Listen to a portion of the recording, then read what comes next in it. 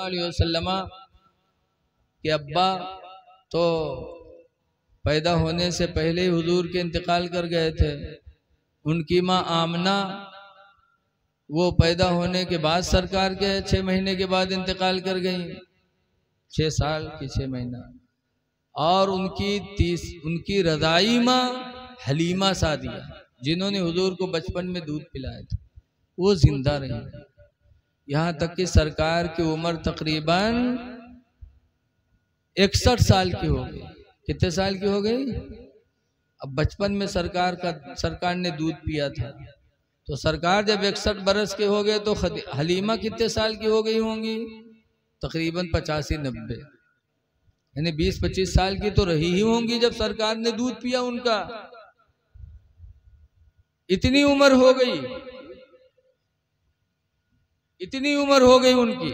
लेकिन सुनो, मेरे नबी की जिंदगी देखो। 61 बरस की उम्र में हुजूर हुनैन की जंग लड़े, और जंगे हुनैन लड़के हुजूर वापस हुए। मक्का से 35 किलोमीटर पहले एक जगह है जईराना, आज वहां मस्जिद बनी है। वहां पहुंचे सरकार तो अपने साथियों को कुछ तकसीम करने लगे। लो इतने में अबू तुफैल दोसी साथ में थे। वो कहते हैं कि सरकार तकसीम कर ही रहे थे, जात इमरात, उनकी अचानक एक औरत आई। फ़क़ाम अलहा रसूलुल्लाह, तो सरकार उस औरत की ताज़ीम के लिए खड़े हो गए। वह बसत अलहा रिदाहो, रसूलुल्लाह ने अपनी चादर उनके लिए बिछा दिया। जब वो बैठ गई तो हुजूर खिलाने लगे, हलीमा खाने लगी। तो जो लोग नहीं पहचानते थे उनको ताज्जुब हुआ कि ये कौन है कि आई बुढ़िया, तो मेरे नबी ने ताज़ीम भी किया और अपनी चादर रहमत बिछा के बिठा भी लिया, ये बुढ़िया कौन है? तो जो लोग पहचानते थे उन लोगों ने कहा, हिया उम्मुहु अल्लती अर्दातुहु, ये रसूलुल्लाह की माँ हलीमा है जिन्होंने इनको बचपन में दूध पिलाया था। आप मुसलमानों गौर करो कि हलीमा ने दूध पिलाया था, सिर्फ वो भी पैसा लेकर। लेकिन मेरे नबी ने अपनी रज़ाई माँ को देखा तो खड़े होकर ताज़ीम किया, चादर रहमत बिछा दिया बैठने के लिए, खिलाया भी मोहब्बत से। और आज हम अपनी सगी माँ की ताज़ीम नहीं कर पाते। नबी की जिंदगी नमूने अमल है।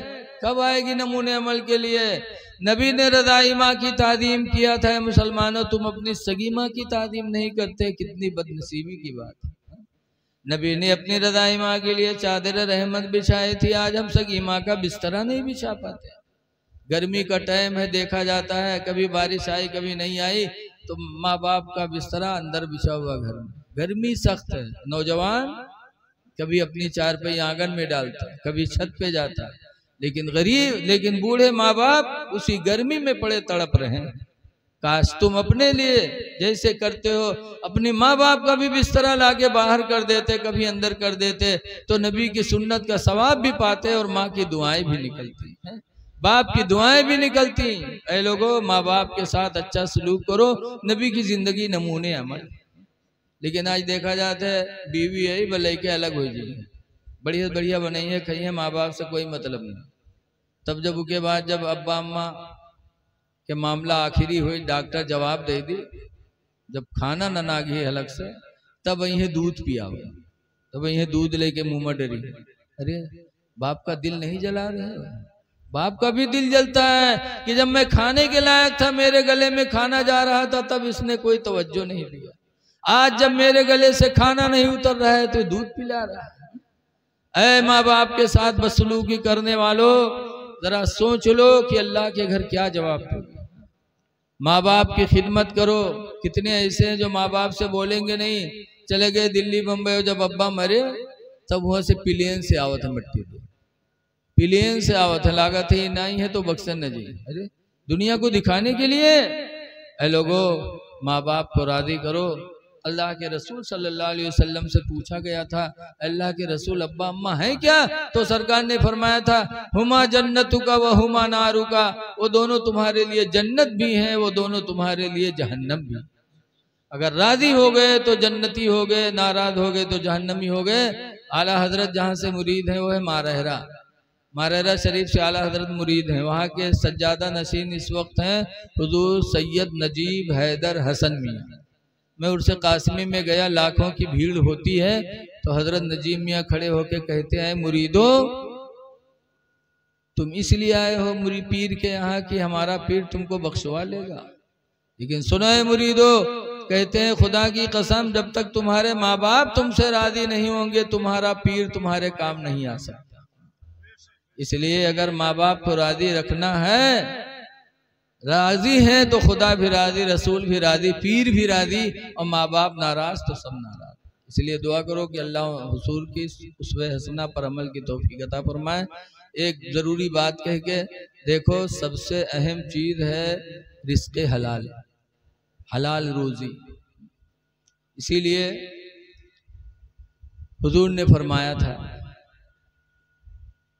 एक दफा कानपुर गया था तकरीर करने जलसे दस्तार बंदी में, तो जैसे खुतबा पढ़े दरूद पढ़वावा तैसे एक पत्रकार खड़े हो गए कि मौलाना पहले एक सवाल के जवाब दो फिर तकरीर करो।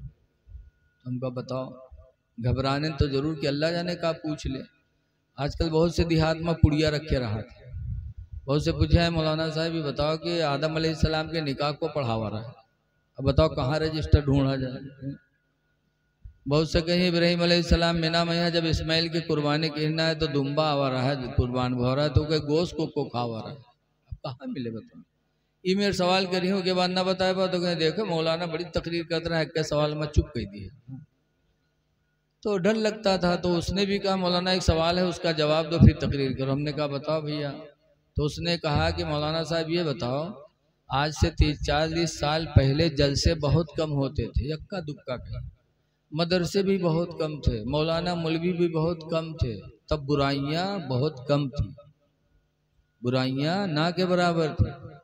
और अब मदरसे भी बढ़ गए, मौलाना भी बढ़ गए, जलसे भी खूब होते हैं, और बुराइयां घटने के बजाय बढ़ती जा रही हैं। इसकी वजह बता दो फिर तकरीर करो। तो हमने कहा इसकी वजह तो मेरे नबी ने 1400 साल पहले ही बताया था। मेरे नबी ने कुछ छोड़ा नहीं है, मेरे नबी गैबदां थे, गैब जानने वाले पैगंबर ने सब कुछ बताया। हदीस पाक में अनसिन काला काला रसूलुल्लाह, हज़रत अनस से रवायत है, फरमाते अल्लाह के रसूल ने इरशाद फरमाया, याती अलन्नास ज़मानुन, लोगों पर एक ज़माना ऐसा आएगा, ला युबालिल मरो, इंसान सोचेगा नहीं, मा अखज़ मिन्हु, जिस चीज़ को हाथ में लेगा, अमिनल हलाल अमिनल हराम, सोचेगा नहीं कि ये हराम है कि हलाल है। जब हराम और हलाल का फ़र्क ख़त्म हो जाएगा तो लोगों के दिलों से नूर ईमान चला जाएगा, खौफ खुदा चला जाएगा, अज़ान होती रहेगी, मस्जिदें सूनी पड़ी रहेंगी। इसलिए लोगों हराम और हलाल का फ़र्क रखो। अल्लाह फरमाता है इन्नमल खम्र वल मैसिर रिजसुम मिन अमलिश शैतान, बेशक शराब पीना जुआ खेलना यह शैतान के कामों में से है। रिजसुन गंदगी है, मिन अमलिश शैतान, शैतान का काम है, इंसान का काम नहीं है जुआ खेलना शराब पीना।